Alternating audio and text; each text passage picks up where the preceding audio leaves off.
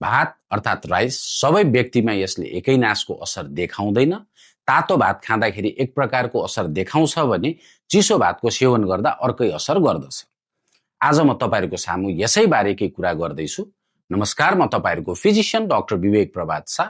तातो भात हामीले खायौं भने यो छिटो नै पच्ने गर्दछ र यसले हाम्रो ब्लड सुगर स्पाइक गर्दछ अर्थात् बढाइदिन्छ, जुन चाहिँ स्वस्थ होइन र दीर्घकालीन रूपमा यसले धेरै जटिलताहरू निम्त्याउन सक्छ।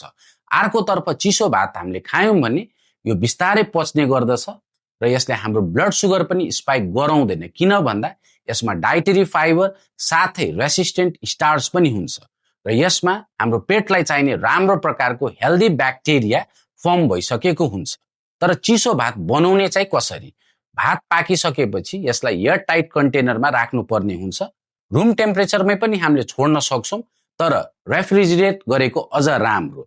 12 देखि 48 घण्टासम्म यसलाई चिसो बनाएर राख्नुपर्ने हुन्छ र त्यो समय पश्चात खानुभन्दा अगाडि हामीले यसलाई हल्का तताउनु पर्ने हुन्छ। यसको मतलब यो होइन कि भातलाई भुटेर खाने हो, तेल हालेर खाने हो, त्यो चाहिँ गर्नु हुँदैन। अब तपाईको हातमा छ भात चाहिँ कसरी सेवन गर्ने, चिसो खाने कि तातो खाने। हस्त आजलाई यति नै, धन्यवाद।